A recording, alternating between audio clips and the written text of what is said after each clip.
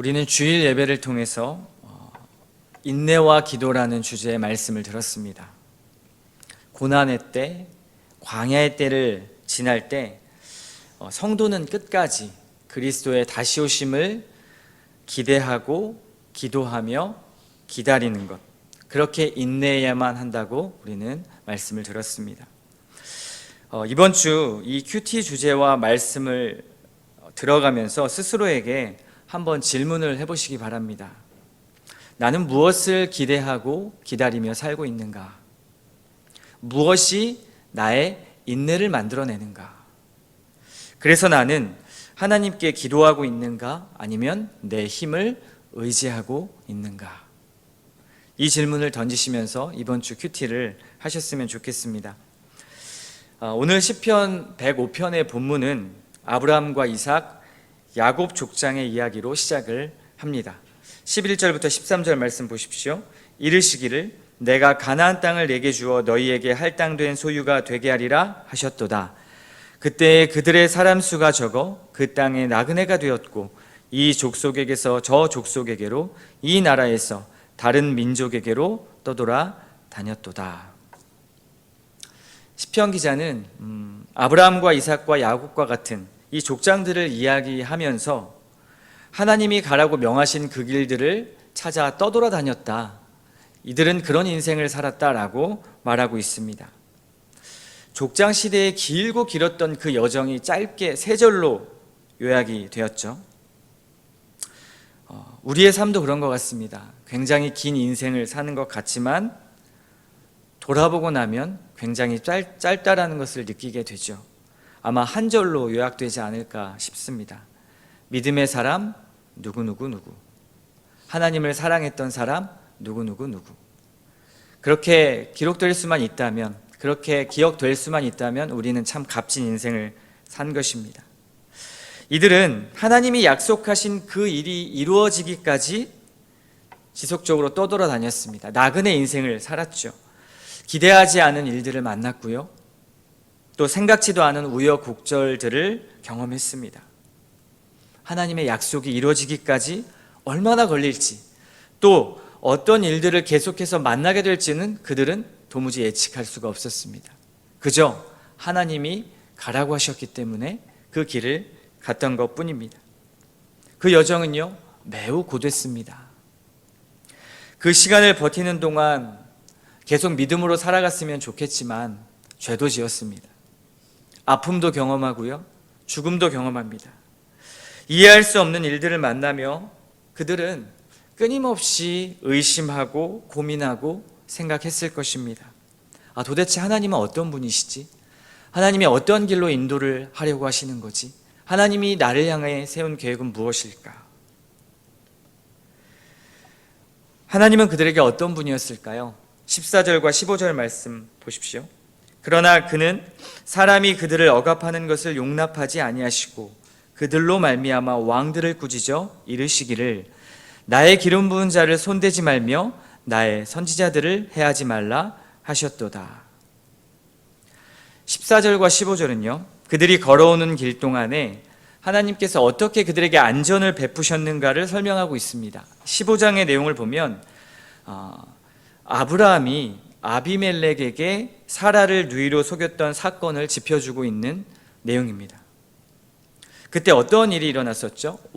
아비멜렉 왕이 아내를 빼앗고 사라를 빼앗고 자기 목숨을 빼앗아갈까 봐 두려워서 아브라함이 거짓말을 한 사건이었습니다. 그때 하나님께서 아비멜렉의 꿈에 나타나셔서 그 아내에게 손을 대지 말라 이렇게 주의를 주셨죠. 그리고 아브라함과 사라를 구해주셨습니다. 아브라함의 실수와 가정에 닥친 이 공경을 보면 이런 질문이 들죠. 하나님께 약속을 받고 힘차게 믿음으로 출발했던 아브라함, 자기 고향과 모든 삶의 방향을 우회할 정도로, 고향을 떠나두고 자기의 삶을 완전히 바꿀 정도로 그분을 믿고 걸어갔던 신앙의 위인이었는데, 이런 모습들을 보면 정말 믿음의 사람이 맞나라는 생각이 드는 것이죠. 여러분 안 그러십니까? 저도 목사 안수를 받고 또 이렇게 목회를 해나가지만 담임 목사님과 함께 때마다 하나님이 은혜를 주셔도 또 실수하고 또 죄를 짓는 저를 발견합니다. 그때마다 괴롭죠. 그런데 아브라함 같은 이런 사람을 보면, 그리고 그들이 걸어왔던 족적을 보면, 아, 이들도 우리와 같은 사람이었구나 라는 것을 보면서 위로를 받게 됩니다. 그러면서도 아브라함의 믿음을 우리는 모범으로 삼기를 원하죠. 먼저 주의 길을 걸어갔던 아브라함과 같은 그 신앙의 선배를 모범으로 삼습니다. 그런데 여기서 한 가지 유의할 것은, 다른 종교와 달리 기독교와 결정적으로 차이나는 부분이, 기본적으로 우리들은 도덕적인 본보기를 쫓는 신앙이 아니라는 것입니다. 아브라함이 도덕적으로 완벽해서 그의 어떤 성품을 닮아가는 것이 아니라, 그런 신앙이 아니라, 성경의 역사를 보면 이렇습니다. 이스라엘의 백성들은 백성 될 수 있는 자격을 갖춘 사람들이 아니었죠. 늘 배신했고요, 하나님께 애써서 간구하지도 않았습니다. 늘 자기 힘대로, 자기 생각대로, 욕망대로 살려고 했었고, 구원받은 뒤에도 그 구원의 감사를 모르는 배은망덕하고도 답답한 이들이 바로 이스라엘 백성이었습니다. 그런데 중요한 것은, 하나님은 그때마다 그들에게 한결같이 신실하게 은혜를 베푸셨다는 사실입니다. 이것이 성경의 역사이죠. 우리가 닮아가고 우리가 배워야 할 것은, 이러한 시련과 고통 속에서 하나님께서 역사하신 그 하나님의 은혜를 배우는 것이고, 그리고 그것을 의지해서 달려간 아브라함을 본받기를 원하는 것입니다. 그의 행동 하나하나를 우리가 본받는 것이 아니죠. 시련과 고통 속에서 그 족장들이 보았던 것은, 하나님은 늘 신실하게 우리의 어떤 모양일지라도 끝까지 우리를 지키시고 보호하시는 피난처가 되시는 하나님이다 라는 것을 지금 14절과 15절은 말씀하고 있는 것입니다. 기억하십시오. 하나님은 우리의 어떠한 결함투성 속에서도 신실하게 우리를 지키시고 보호하시는 분이십니다. 16절부터 22절까지의 말씀을 보면요, 이어서 소개하는 인물이 아주 역사의 중요한 인물인 요셉을 소개하고 있습니다. 요셉 역시 참 파란만장한 인생을 살았습니다. 그렇죠? 하나님이 주신 꿈 때문에 그는 고난을 받았습니다. 형들과의 관계에서도 요셉은 지혜와 성숙함이 필요했는데요, 결국 형들에게 배신당하고 팔리고 노예가 되어서 옥에 갇히는 일이, 그리고 인생의 밑바닥까지 들어간 사람이 바로 요셉이었습니다. 하나님은 요셉을 시련의 광야에 던지셨습니다. 거기서 하나님을 신뢰하는 법을 배우고 보이지 않는 하나님의 때를 기다리는 것을 훈련했습니다. 풀은 마르고 꽃은 시들지만 하나님의 말씀은 변하지 않는다라는 것을 확인하는 시간, 그 시간 속에 수많은 고민과 하나님을 향한 의심도 있었겠죠. 그리고 내 신세를 보면서 하나님 앞에 우는 시간도 있었을 것입니다. 이때 요셉에게 무엇이 필요했을까요? 하나님이 요셉에게 무엇을 원하셨을까요? 하나님이 주셨던 그 꿈을 요셉은 어떻게 받아들여야만 했을까요? 그에겐 우리 주일 말씀처럼 인내가 필요했습니다. 인내. 오늘 본문은 하나님께서 요셉의 어려움과 역경을 사용하셔서 요셉의 인격적인 결함과 형들과의 관계의 회복뿐만 아니라 이스라엘을 굶주림에서 그때 당시 있었던 기근으로부터 면하게 해주시고, 더 나아가서는 그 사건을 통해서 400년 후에 이스라엘이 하나님의 나라로 시작되는 그 씨앗을 심기게 해주시는 그러한 사건이 요셉의 시련과 그리고 요셉의 고통에서부터 시작되었다는 것입니다. 창세기 50장 20절에 요셉은 마지막에 이렇게 고백을 합니다. 형들에게 하는 말입니다. 당신들은 나를 해하려 하였으나 하나님은 그것을 선으로 바꾸사 오늘과 같이 많은 백성의 생명을 구원하게 하시려 하셨나니. 하나님은 악을 선으로 바꾸셨습니다. 하나님은 우리의 고난과 시련도 선으로 바꾸십니다. 하나님의 목적은 자기 백성을 향한 사랑과 긍휼로 자신의 영광을 드러내시는 겁니다. 그 과정 가운데 우리가 있죠. 이때 하나님은 자기 백성을 훈련하시는데요, 저와 여러분들을 훈련하시는데 시련과 고난이란 도구를 사용하시기도 합니다. 이때 중요한 것이 하나 있습니다.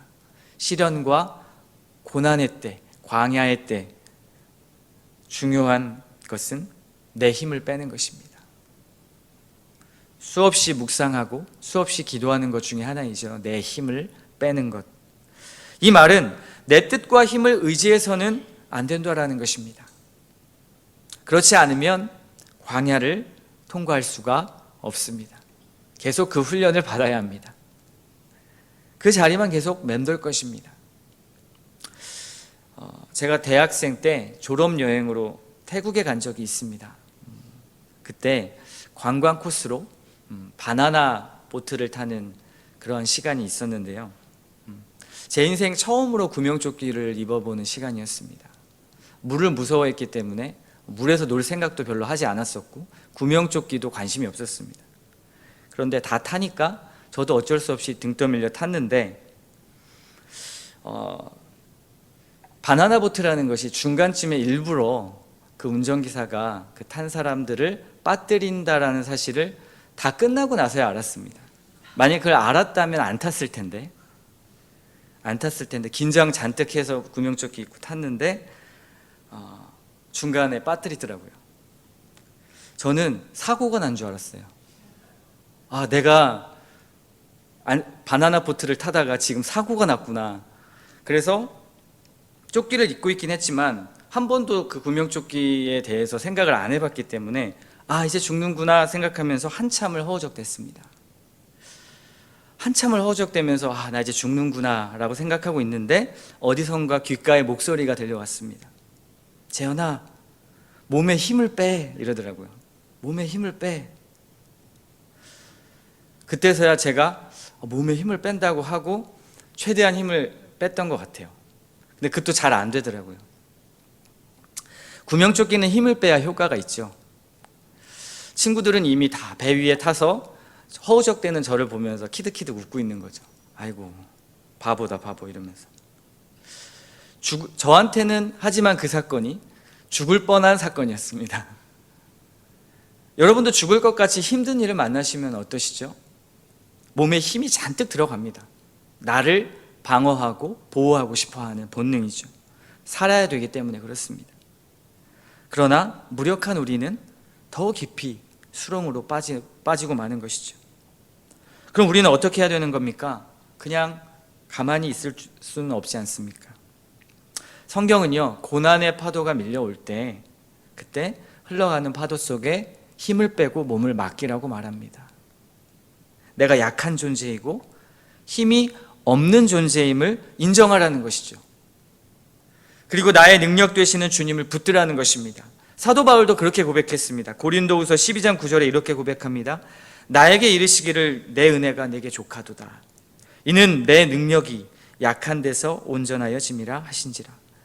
그러므로 도리어 크게 기뻐함으로 나의 여러 약한 것들에 대하여 자랑하리니 이는 그리스도의 능력이 내게 머물게 하려 함이라. 바울은 뭐라고 말합니까? 내 능력이 약한 데서 온전해진다는 겁니다. 약한 게 진짜 약한 게 아니라 온전해진다는 것이죠. 내 약함을 그래서 자랑한다는 거고요. 그렇게 하는 이유는 그리스도의 능력이 내게 머물게 하려고 하기 때문입니다. 여러분이 아무리 멋진 능력, 강력한 능력을 갖고 있다고 하더라도 예수님보다 뛰어나지는 않지 않습니까? 내가 약하다고 인정할 때 예수 그리스도의 능력이 내게 머문다는 것이죠. 그러니 여러분, 약한 것을 두려워하지 마십시오. 능력이 없음을 두려워하지 마십시오. 실수하는 것을 두려워하지 마십시오. 오히려 그 한계를 경험할 때 그때 예수님이 어떤 분인지 더 선명하게 보이는 것입니다. 오히려 내 힘으로 살아온 것 같지만 하나님이 순간순간 일하신 것, 여러분의 그런 경험들을 기억해 보십시오. 하나님이 일해오신 여러분에게 은혜 주신 것들, 하나님이 역사하신 것들 너무 많지 않습니까? 바울에게 고난은 하나님과 더욱 친밀해지고 하나님을 더욱 경험하는 과정이 되었습니다. 어쩌면 고난과 시련은 우리에게는 아주 필요한, 너무나도 필요한 것이 아닌지 모르겠습니다. 인생에서 그 낯선 순간들을 만나야지만 힘을 뺄 수 있는 걸 배울 수 있기 때문입니다. 바울은요, 그 힘든 순간마다 성령 하나님의 소리에 귀를 기울였습니다. 사도행전을 한번 보십시오. 모두 성령께서 이끄셨습니다. 바울이 한 것 같지만 바울은 그때마다 이런 고백을 하지 않습니까? 바울은 그때마다 주님을 의지하는 기도를 드렸다고 성경은 기록하고 있습니다. 힘을 뺀다는 의미가 뭘까요? 주님께 기도하는 것입니다. 기도는 내 옳음을 내려놓고 하나님이 옳습니다 라고 인정하는 것입니다. 그리고 도움을 간구하는 거죠. 하나님의 뜻에 나의 뜻을 맞추는 것, 튜닝하는 것입니다. 지금 이 순간을 견디며 하나님의 때를 기다릴 힘을 얻는 것입니다. 나 홀로 외로운 존재가 아니라 온 세상의 창조주가, 나를 구원하신 그분이 내 인생의 주인이며 내 조력자임을 기도를 통해 확인하는 것입니다.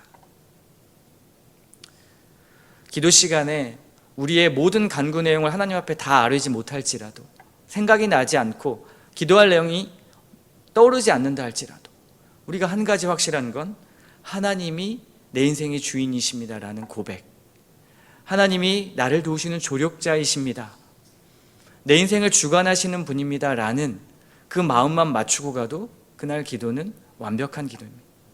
감히 그렇게 말할 수 있을 것입니다.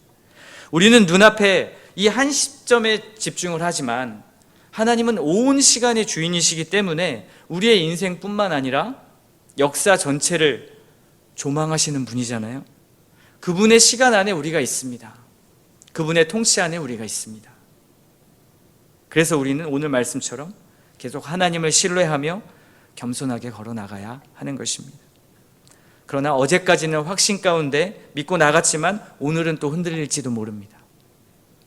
더 큰 파도와 인생에 경험해보지 못한 사건들을 또 오늘 만날 수도 있기 때문에 그렇습니다. 우리는 그럴 수밖에 없는 존재입니다.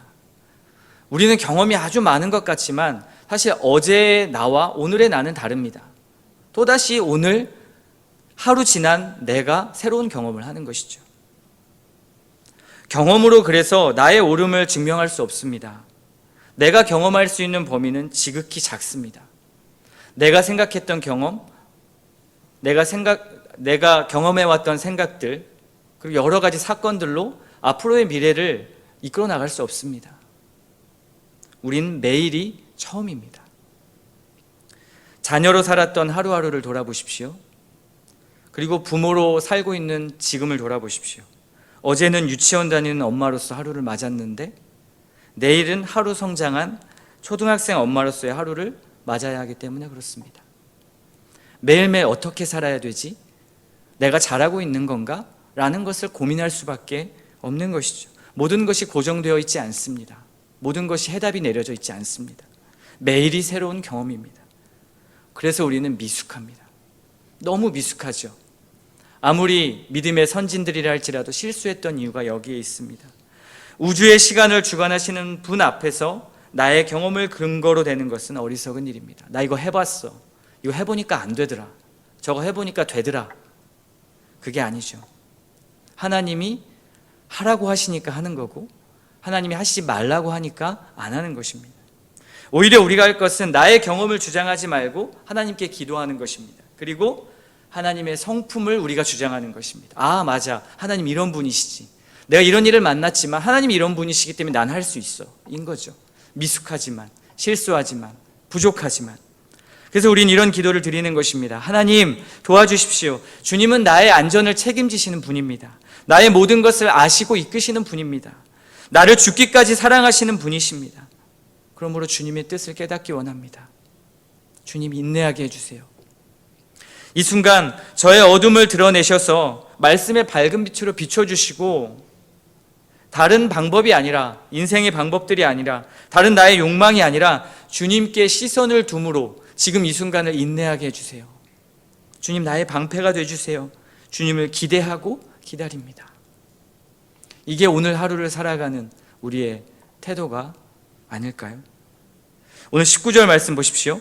곧 여호와의 말씀이 응할 때까지라 그의 말씀이 그를 단련하였도다.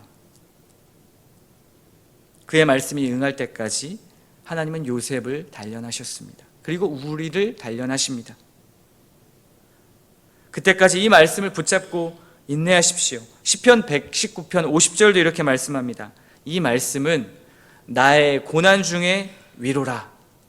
주의 말씀이 나를 살리셨기 때문이니이다. 주의 말씀은요, 우리의 고난 중에 위로이고 우리를 살리는 생명이십니다. 오늘도 고난 중에 위로가 되시며 나를 살리는 하나님의 말씀을 붙잡고 기도하시기 바랍니다. 우리의 인내를 만들어내는 것은 우리의 꿈도 아니고요, 우리의 목표도 아닙니다. 우리의 인내를 만들어내는 것은 하나님의 말씀이며 그분을 의지하는 기도입니다. 오늘 이렇게 기도했으면 좋겠습니다.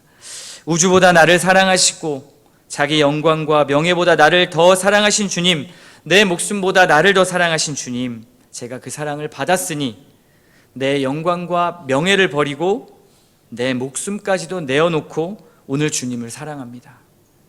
주님과 함께 이 광야의 여정을, 이 고난의 경주를 완주할 수 있도록 주님의 때를 기대하고 기다리며 인내할 수 있도록 주님 도와주시옵소서. 이렇게 기도하는 이 아침 시간 되시기를 주님의 이름으로 축원합니다.